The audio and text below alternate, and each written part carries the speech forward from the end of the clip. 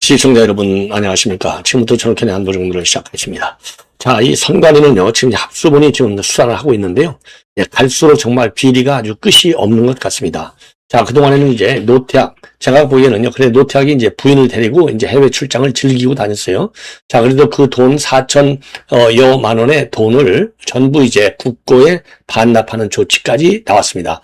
4,743만 원 정도를 이제 선관위에 반납했는데요. 문제는 뭐냐? 이게 이제 과거에 다 관행이었다. 이렇게 이제 설명을 했지 않습니까? 그러니까 왜 나만 이렇게 난리를 치냐. 내 이전에 선거부위원장들도 다 그렇게 다녔어. 그게 의전이었어. 이렇게 나왔잖아요. 자, 그런데 이제 문제는 뭐냐. 아예 부인 전담 지원까지 있었다는 겁니다. 야, 이건 뭐 대통령 수준의 의전이에요. 이거 도저히, 그야말로 용납할 수가 없는 것이죠. 자, 그래서 사전에 말이죠. 이 노태학 부기가 자기 부인을 수행하는 직원까지 있었냐 없었냐. 요것도 중요한 지금 사항 중에 하나입니다. 자, 그래서 말이죠. 지금 특수본에서 이 합수본에서는 수사를 이제 확대하고 있다. 이런 보도가 나오고 있어요. 그래서 관련 내용 자세히 말씀드리도록 하겠고요. 그리고 지금 미국 내 동향이 심상치가 않아요. 그동안에는 이제 온풀법을 가지고 굉장히 미 하원 중심으로 해서 법사위가 지금 이제 보고서까지 보내가지고 난리를 쳤지 않습니까? 자, 그런데 이번에는요, 이 법사위에서 정보통신망법, 이 정보통신망법을 가지고서 지금 이제 시한까지 정해서 공식적으로 브리핑을 해달라까지 나오고 있어요. 자, 이거 어떻게 보면 말이죠. 일종의, 이건 내정 간섭적 행위라고 볼 수 있거든요. 왜? 아니, 국내법 제정하는 건 우리 마음대로 정하는 것이지. 근데 이거를 거기에 대해서 의견을 표명하면서 이건 법에 문제가 있다. 그러니 고쳐라. 이게 아니라 너희들 한국 정부 입장을 우리한테 공식적으로 브리핑해 주어까지 나온 거예요. 이거 왜 나왔겠습니까? 그만큼 이재명 정권의 대미 정책에 대한 불만이 말이죠. 미 정부 의회 할 것 없이 미 조야에 그만큼 쫙 퍼져 있는 거예요. 매우 심각하다. 제가 그랬잖아요. 아주 전방위적으로 모든 영역에서 지금 이 갈등하지 않는 부분이 없다고 그랬지 않습니까? 근데 이제 이재명 정권은요. 그래서 이 하원 법사위에 답변서를 보냈어요. 온풀법과 관련해서 온풀법의 핵심은 이제 쿠팡 때문에 불거진 거잖아요. 예. 그래서 이제 그걸 보니까, 조목조목 반박하는 내용도 있지만은, 우리 국회에서 이 입법 움직임이 중단되어 있다. 이래서 제가 꼬리를 내렸다고 돼 있지 않습니까? 자, 그런데 이제는 그 법 말고 정보통신망법. 그런데 정보통신망법에 대한 미 의회의 불만은 이번이 처음이 아니에요. 갈수록 지금 쌓이고 있다. 분노 지수가 지금 쌓이고 있다. 이게 제가 그랬잖아요. 국제정치는 냉정한 힘의 정치다. 그래서 과 을 관계가 분명해요. 더군다나 트럼프 행정부 이후에 미 행정부의 입장을 보면 굉장히 강경합니다. 상식적으로 말이 되네 안 되네? 그 트럼프한테는 전혀 통용이 안 돼요. 자, 그런 점에서 한미 관계는 한 치 앞을 내다볼 수 없을 정도로 지금 상당히 위기 국면이 아니냐. 예, 근데 이게 언론에서 말이죠. 지금 겁먹어가지고 보도를 못해. 그러니까 지금 이게 평범하게 돌아가는 것 같이 보이지만은 제가 보기에는요, 매우 심각하다. 이 외교안보 제가 34년 했다고 했잖아요. 예. 자, 근데 특히 제가 이제 주 전공이 이제 미국 쪽이거든요. 미국에서 이렇게 전방위적으로 말이죠. 이렇게 예를 들어서 80년대, 전두환 정권 때 이럴 때는 상당히 압박이 셌습니다. 예. 근데 그 이후로 이 정도로 압박 오는 것은 제가 보기에는요, 거의 처음인 것 같아요. 자, 그래서 상당한 위기 국면에 있다. 제가 처음부터 그러지 않습니까? 이거 정말 전방위적으로 위기다. 이런 상황에서 지금 이제 이 스틸 대사가 말이죠. 최근에 위성락 NSC 안보실장을 만났다고 되어 있습니다. 자, 근데 자세한 얘기는 안 나와요. 그리고 이제 뭐 당연히 외교적인 레토릭 분명하죠. 아니, 대사가 부임했는데 당연히 한미동맹 강화해서 힘쓰겠다고 얘기하는 것은 그건 뭐 지나가는 어린애도 말을 나오면 그 정도는 말해요. 자, 거기에 많은 자세한 얘기가 안 나와 있어요. 예를 들어서 지금 미국 대사 우리 부임했으면 여러 얘기가 나올 텐데 얘기가 전혀 없고 스틸 대사는 한미 동맹 관계를 위해서 힘쓰겠다고 얘기했다까지만 나와 있어요. 아무 말도 없어. 예. 현재까지. 그리고 스틸 대사, 이 의성락이는 미국 통이거든요. 그러니까 이제 동맹파라고 그러지 않습니까? 주미공사도 하고, 정보공사. 자, 그렇기 때문에 미국을 누구보다 잘 아는 사람 중에 하나예요. 예. 자, 그래서 이제 워싱턴에서 근무를 했고, 그리고 또 북미국장 됐어요. 그러니까, 스틸 대사는 이제, 정치인, 그러니까 이제 하원 의원을 했잖아요. 한국계고, 그러니까 당연히 안면이 있는 것이죠. 친분 관계가 일정 부분 있다. 그러나, 그 정도 친분 관계 갖고는요, 트럼프의 외교 행태는 탑다운 방식이거든요. 그렇기 때문에 지금 근본적으로 갈 방향이 지금 이재명 정권은 트럼프가 생각하는 방향은 예를 들어서 우측으로 가라고 하는데 이재명하고 민주당은 전부 좌측으로 가잖아요. 엇비슷하게 가야 친분이 작동이 되죠. 전혀 친분 관계에 의미 없다. 저는 그렇게 딱 잘라서 말씀을 드리고 싶어요. 예. 자, 그런데 이제 이 정도 미국 내 분위기가 상당히 심상치 않다라는 말씀을 드리고요. 이재명의 최근 발언을 보면 아슬아슬하지 않습니까? 야, 이 사람이 이거 대통령 맞아? 저 워딩 내용도 그렇고요. 이게 토킹 포인트의 방향성도 도저히 이해할 수 없는 게 너무나 많고, 그런 데다가 거기에 쓰는 단어들, 워딩, 요 표현의 내용도 말이죠. 야, 이거 정말 대통령이 하는 발언 맞아? 의심이 갈 정도가 한두 번이 아니에요. 그러다 보니까 장동혁이가 말이죠. 야, 이재명이 최근 발언, 육사 문제, 육사 쿠데타 했기 때문에 더 이상 용납할 수 없어. 딱 그거 아니에요. 그러니까 빨리 통폐하면서 육사 없애버리 이거거든요. 이제 흐름을 보면. 그렇지 않습니까? 이재명의 진의는 거기에 있든 없든 간에 일단 우리 국민이 받아들이기는 딱 그렇게 그러니까 역대 참모총장들 46명이 반발하는, 규탄하는 성명까지 나왔지 않습니까? 이런 발언이, 지금 이제 장동혁이가 이런 발언을 역대급 망언이다. 이렇게 좀 비판하고 있어요. 자, 그래서 이런 내용으로 여러분들 말이죠. 하나씩 제가 설명을 드리도록 하겠습니다. 자, 그러면 이 노태학 출장과 관련해서는 이미 말씀을 드린 대로, 그러니까요, 최근에, 그러니까 이제 합동수사본부죠. 검경 합수부, 본부장은 이제, 중앙지검 3차장 검사인 김태훈, 여기에서 이제 중앙선관위 전직 관계자를 참고인으로 조사를 했더니, 2025년도 덴마크 출장 준비 단계에서 공무원 한 명이 배우자를 수행하는 일정에 대해 노태학이한테 보고를 했다, 진술을 확보했다고 합니다. 자, 그러니까 이제 노태학이가 비공식 일정에서도요, 공무원이 별도로 배우자를 수행하는 것에 대해서 사전에 인지했다는 정황이 처음으로 나온 거예요. 자, 이미 말이죠. 작년 11월 달에 부인하고 덴마크, 스웨덴 다녀왔고 8박 10일. 자, 그리고 나서 논란이 이제 계속되니까 4,743만 8,900원을 선관위에 최근에 반납했어요. 그리고 이제 부인을 데리고 간 것은 2022년도 12월에 호주, 뉴질랜드 8박 9일, 그리고 2024년도 11월에는 독일과 에스토니아 7박 9일 동행을 했습니다. 예. 자, 그래서, 지금 다른 출장, 덴마크 말고 말이죠. 지금 말씀드린 대로 호주, 뉴질랜드하고 이제 독일, 에스토니아, 여기도 담당 공무원 통행을 사전에 인지했는지 여부에 대해서 수사를 확대할 예정이라고 합니다.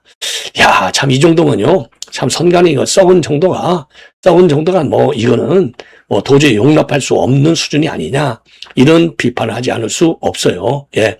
자, 그래서 이 정도면 말이죠. 정말로 이건 국민 예산 가지고, 예, 그리고 이제 공식 결과 보고서에는 아예 빼버려. 야, 정말 안 갔다고 좀 속된 말로 오리말 내밀어. 이거 도대체 이해가 갑니까? 예.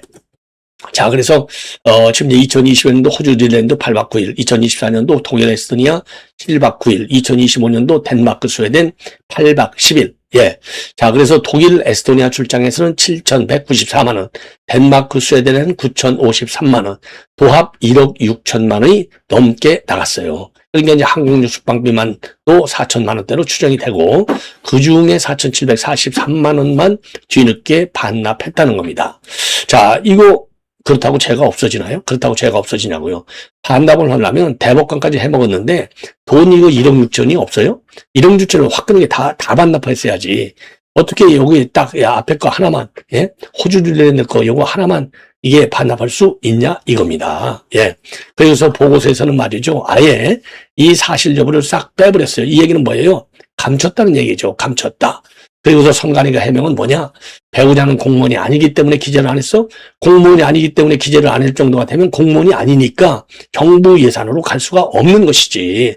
아니, 헌법기관장 예우 차원에서 부인까지 예산 대주라는 규정이 있어요? 야, 웃기는 거예요. 그러니까 예산을 편성할 때는 배우자 의존적으로 필요해서 해놓고, 보고자료는 공군이 아니니까 뺐고, 이게 선관위의 썩은 냄새가 말이죠. 진동의 진동. 예. 자, 그래서 오늘 말이죠. 지금 이제 배우자 수행 지원까지 지금 이제 붙였다라고 하는 것이 터졌어요. 이게 어마어마한 새로운 이 비리가 되는 겁니다. 자, 그래서 배우자 일정 수행할 공무원 한 명 따로 배정하고 이 직원은 보고서에서는 공식 일정 참석으로 거짓말로 기록해놓고 실제로는 배우자 개인 일정을 수행했다는 이겁니다. 이거 여러분들 이건 조직적인 은폐죠. 그래서 이거를 갖다가 그냥 간행이야. 내 이전에도 다 그렇게 했어. 이런다고 이게 넘어갈 수 있습니까? 이거는 단순한 비리라고 볼 수가 없다. 자, 그래서 업무상 횡령, 배우자 비용과 그 다음에 수행 지원 인건비까지 합쳐서 이제 업무상 횡령 혐의가 되고요. 허위 공문서 작성 행사까지 되는 겁니다. 그리고 또 당연히 공무원한테 사적 업무 수행을 지시한 거, 이것은 또 직권 남용 혐의가 되는 겁니다. 자, 그래서 이게 말이죠. 이게 그러면 선관위만 되겠느냐? 헌법재판소장 이 출장 관계도 전부 다 뒤져야 될 것이 아니냐. 그리고 이제 법원장들 출장도 말이죠. 전부 뒤져야 돼요. 아니, 대법관이 이 정도로 썩었으면 그 밑에 법관들도 어느 정도 썩었는지 우리가 파헤쳐야 될 것이 아니겠습니까? 자, 그래서 매우 심각하다. 이런 말씀을 드려요. 왜냐하면 법원장들이 선관위원장 다 하잖아요. 지방법원장들. 그리고 지방법원장들은 뭐 해외 출장 한 번도 안 가겠어요? 또 얼마나 많이 갔는지 아무도 모르잖아요. 그래서 뭐 시민단체 이런 데서요. 이거 그러니까 이제 선관위원장들의 해외 출장을 비롯한 비리 의혹에 대해서 감사원에 말이죠. 공익감사를 청구하십시오. 공익감사. 그리고 지금 국민의힘에서도 이거 감사원에 꼭 시민단체만 하라는 법이 있어요. 국민의힘에서도 이거는 공익감사를 청구하라.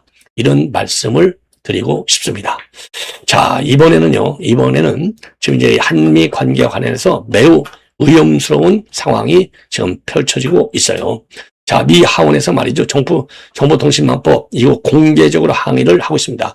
한마디로 이제 이 정보통신망법이 여러분들께 이미 말씀을 드린 대로 언론 표현의 자유에 대한 중대한 위협, 즉 입틀막법이 되는 거예요. 입틀막법. 자, 그래서 이거 안 된다 이겁니다. 자, 그래서 미 하원 법사위가 제기한 쟁점은 크게 세 가지예요.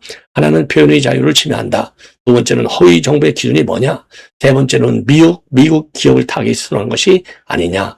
요 세 가지가 지금 미 의회, 미 조야에서 문제시하고 있는 큰 이유가 되겠습니다. 자, 그래서 이 표현의 자유 침해한 문제에서는 이거죠. 메이저 스렛, 영어로요. 매우 중대한 위협이다. 이런 표현까지 써요. 그래서 미국 수정헌법 제1조 표현의 자유와 충돌 가능성을 제기하고 있어요. 그래서 이제 허위 정보의 기준이 너무나 모호하다는 겁니다. 무엇이 허위인지 정의가 없다. 집행 기준도 명확하지 않다. 그러니까 얼마든지 이연령, 비연령, 정치적 해석이 가능하다는 것이죠. 그래서 결과적으로 정치적으로 보면 매우 불편한 의견 검열도 가능하다. 이렇게 피고 있어요. 그리고 미국 기업을 타겟으로 규제하고 있다. 이 의혹을 제기하고 있습니다. 구글, 메타, X, 틱톡 이런 주 대상이 대부분 미국 기업인데 사실상 미국 기업에 대한 규제 압박 프레임이 아니냐. 자, 그래서 여기서 중요한 포인트는요.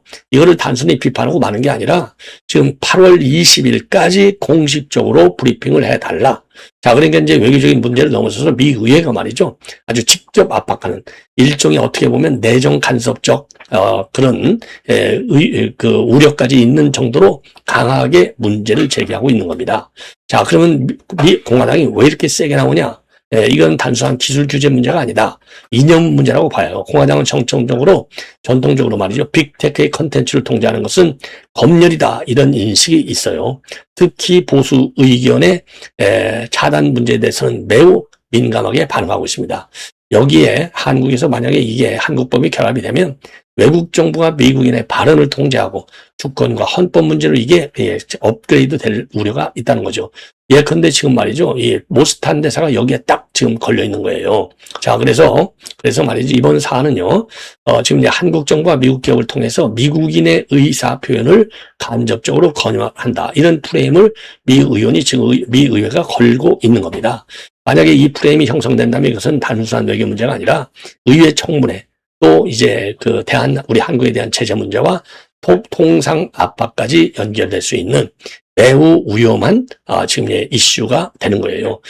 이렇게 지금 비화될 우려가 굉장히 큰 겁니다. 자, 그래서 지금 이 법리적으로 볼 때 말이죠. 미국이 왜 이렇게 집요하게 파고들었냐? 기본적으로 명확성의 원칙의 문제가 있고 과잉 금지 원칙의 또 문제가 있고 그다음에 이 위축 효과가 발생한다는 겁니다. 따라서 미국의 주장은 단순한 정치 공격이 아니라 법리적으로도 공격 가능한 지점을 지금 찌르고 있다. 이렇게 정리할 수 있어요. 자, 그래서 요 관계가 말이죠. 지금 한미 관계에 굉장한 아킬레스 근으로 작용할 가능성이 큰 것이 아니냐. 자, 그래서 이거는 뭐 내정 간섭을 왜 하냐. 이렇게 지금 나가면 오히려 우리가 더 손해볼 수 있는 소지가 상당하다. 자, 그래서요, 이거를 조금 더, 좀 자세하게 여러분께 분석해 드리면 매우 이건 심각한 신호가 되는 겁니다. 단순한 외교적인 의견 차원이 아니다. 미국 의회, 그것도 하원 법사위 공화당의 핵심 인사들이 한국 정부를 향해서 공식적으로 경고장을 보낸 거예요. 그래서 대상은 바로 최근에 시행된 정보통신망법 개정안 이른바 77법이에요. 왜? 7월 7일 날 발효가 됐으니까. 그래서 이들은요, 이 법을 두고서 언론과 표현의 자유에 대한 중대한 위협이다. Major threat. 이렇게 규정하고 있어요. 외교적 수사는 거의 최고 수준의 압박 비판이 되는 겁니다. 문제의 핵심은 뭐 분명해요. 바로 허위 정보라는 개념입니다. 이 법은요, 허위 조작 정보를 규제하겠다고 하고 있지만 정작 무엇이 허위 정보인지에 대해서는 기준이 없어요. 어디까지가 사실이고 어디까지가 처벌 대상인 허위인지 명확하지가 않다는 겁니다. 명확성의 원칙에 위배된다는 거죠. 예. 이거는 단순한 입법 위반 수준이 아니라 권력이 마음만 먹으면 얼마든지 해석을 바꿀 수 있는 구조라는 것이죠. 바로 미국이 이 지점을 정확히 파고들고 있어요. 그래서 미 공화당 의원들은 이 법이 정치적으로 불편한 의견을 검열하는 데 사용될 수 있다. 이렇게 공개적으로 지적을 하고 있습니다. 특히 칠링 이펙트, 즉 위축 효과를 강조하고 있어요. 사람들이 처벌을 두려워해서 스스로 발언을 줄이게 만드는 구조라는 겁니다. 표현의 자유는 법으로 직접 막는 것보다도 이렇게 위축시키는 방식이 더 위험하다는 겁니다. 미국 정치권은 이 부분에 대해서 극도로 민감한 반응을 보이고 있는 거예요. 자, 여기에 대해서 말이죠. 이 법이 사실상 미국 기업을 겨냥하고 있다는 점도 큰 문제가 되고 있어요. 규제의 대상이 되는 플랫폼은 구글, 메타, X, 틱톡 이런 글로벌 기업들인데 대부분 미국 기업이다 이거죠. 그래서 미국 입장에서는 자국 기업이 외국 정부에 의해서 컨텐츠 검열 도구로 활용될 수 있다는 우려를 가질 수밖에 없다. 그래서 이번 사안을 단순한 규제가 아니라 헌법 문제로 끌어올린 겁니다. 실제로 미국 측은요, 외국 정부가 미국인의 표현을 검열하도록 압박할 권한은 없다라고 못 받고 있어요. 예. 예를 들어서 모스탄 모스탄이 딱 이 프레임에 지금 맞거든요. 그러니까 지금 이 모스탄 한 사람 때문에 어마어마하게 손해를 볼 가능성이 있다. 제가 말씀드렸지 않습니까? 이건 굉장히 중요한 포인트입니다. 단순히 기업 규제가 아니라 미국 국민의 권리 문제로 프레임이 지금 확장된 거예요. 전환된 거예요. 이렇게 되면 상황이 완전히 달라지는 것이죠. 미 의회에서의 청문회라든가 법적 대응, 심지어 무용 문제로까지 확산될 수 있는 구조가 되는 겁니다. 그리고 더 주목해야 할 것은 이번 사안이 단독 이슈가 아니라는 점. 최근 쿠팡 사태에서도 미국 정치권은 한국이 미국 기업을 차별한다는 문제를 거듭 제기하고 있잖아요. 여기에 정보통신망법까지 겹치면서 하나의 흐름이 만들어지고 있는 겁니다. 압박 흐름. 비록 바로 이것이 한국이 미국 기업을 규제하고 동시에 표현의 자유까지 제한한다. 이런 프레임으로 지금 커지고 있어요. 이 프레임이 굳어지면 한미 관계에 상당한 부담으로 작용할 수밖에 없다. 자, 그래서 온풀법은 이 쿠팡, 그 다음에 정보통신망법, 이틀망법은 지금 모스탄 대사. 딱 요렇게 해서 지금 악화될 수 있는 소지가 매우 크다. 이렇게 저는 주장을 합니다. 특히 공화당이 이 사안을 주도하고 있다는 점을 가볍게 봐서는 안 되죠. 공화당은 빅테크의 컨텐츠 이 통제를 강하게 비평하는 정치 세력입니다. 이들에게 한국 입법은 단순한 정책이 아니라 자신들이 반대해온 검열 모델의 확장판으로 보일 가능성이 커요. 그래서 이번 발언은 일회성이 아니라 지속적인 압박으로 이어질 가능성이 높다는 겁니다. 미국은 이미요, 유럽연합의 디지털 서비스법 DSA에 대해서도 비슷한 문제를 제기해왔어요. 그런데 지금 한국이 똑같은 길을 간다고 보고 있습니다. 다시 말해서 한국이 표현 규제 진영으로 분류되고 있다는 의미죠. 이거는 외교적으로 상당히 민감한 위치입니다. 특히 한미 간의 가치 동맹을 강조한 상황에서 표현의 자유 문제로 충돌한다는 건 상징성이 매우 크다. 그래서 결국 이 사안의 본질은 단순한 법률 논쟁이 아니다. 표현의 자유라고는 보편적 가치와 정부의 정보 통제 권한이 정면으로 충돌하고 있는 문제입니다.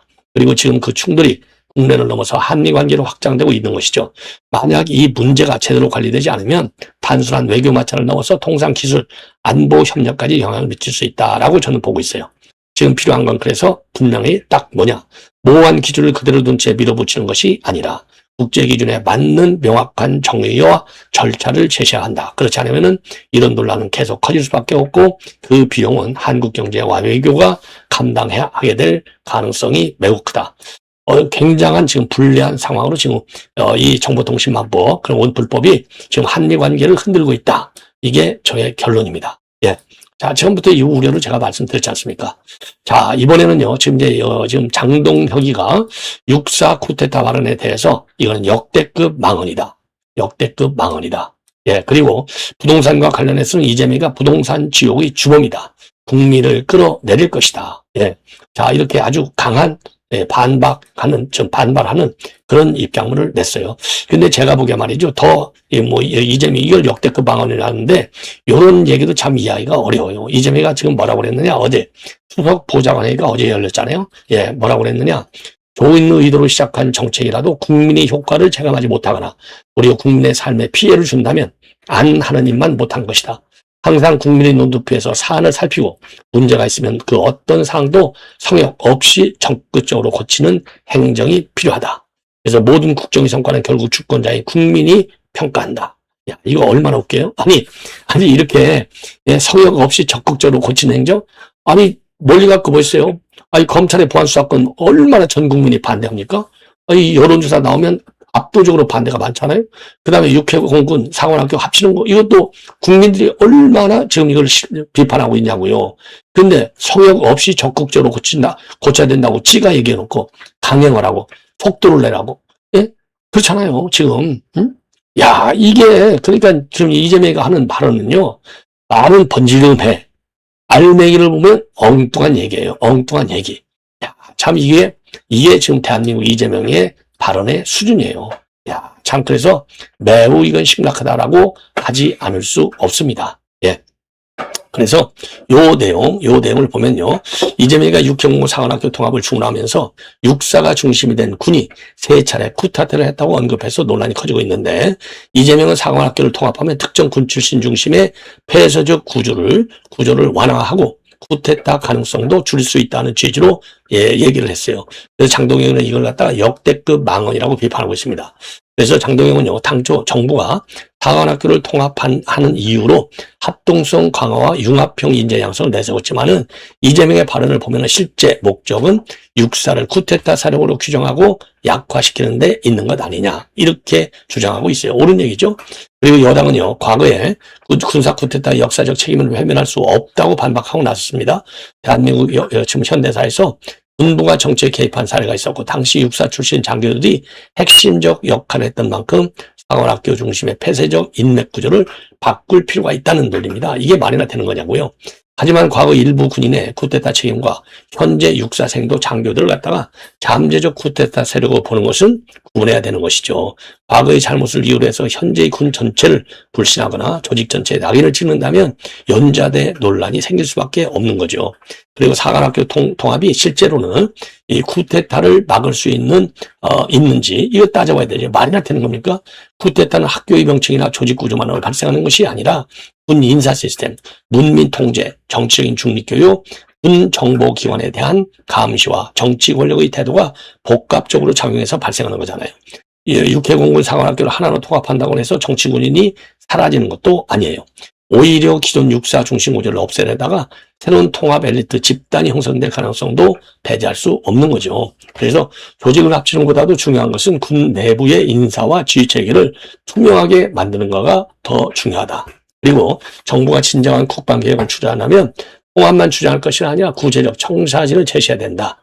그래서 군의 정치적 중립을 어떻게 보장할 것인지, 장교 선발과 진급을 어떻게 투명하게 만들 것인지, 국방부와 국회의 문민 통제를 어떻게 강화할 것인지를 밝혀야 될 거 아니겠어요? 그래서 우리 국민의힘은 이번 상원학교 통합 논의를 검찰개혁과 연결해 비판하고 있는데요. 일부 구성원에게 문제가 있다는 이유로 조직 전체를 해체하거나 권한을 약화시키는 방식이 검찰에 이어 육사에도 적용되고 있다는 주장이 나오고 있습니다. 나오고 있어요. 정부가 마음에 들지 않는 권력기관을 먼저 없애야 한다는 의혹을 해소할 필요가 있다는 얘기죠. 그래서 지금 대한민국 국방의 우선순위는 사관학교를 둘러싼 정치적인 공방보다도 북한의 핵 미사일 위협, 드론 사이버전, 그리고 인공지능 전쟁, 그리고 병력 감소와 초급 간부 이탈에 대응하는 것이 얼마나 중요합니까? 사관학교 개편이 필요하더라도 쿠데타 지금 방지라고 하는 정치적 목적보다는 미래전에 대비하고 군사 전문성 강화라는 기준으로 논의이 되어야 맞는 것이죠. 결국 이번 논쟁의 핵심은 사관학교 통합 자체가 아니라 그 목적과 방식입니다. 과거 군사 쿠데타의 역사는 분명히 평가해야 하지만 그 책임을 현재의 생도와 장교들에게 전가해서는 안 된다. 통합이 정치적 보복이 아니라 객관적 연구와 그리고 또 공개적인 논의를 바탕으로 한 국방개혁이 되려면 정부는 구체적인 근거와 절차를 국민 앞에 제시해야 된다. 그리고 철저하게 공론화 과정을 거쳐야 된다. 이렇게 지적하고 싶습니다. 예. 자, 시청자분 이로써 본 방송을 마치겠고요. 여러분들의 많은 시청 그리고 여러분들의 많은 이 댓글 의견에 거듭 감사의 말씀을 드립니다. 고맙습니다.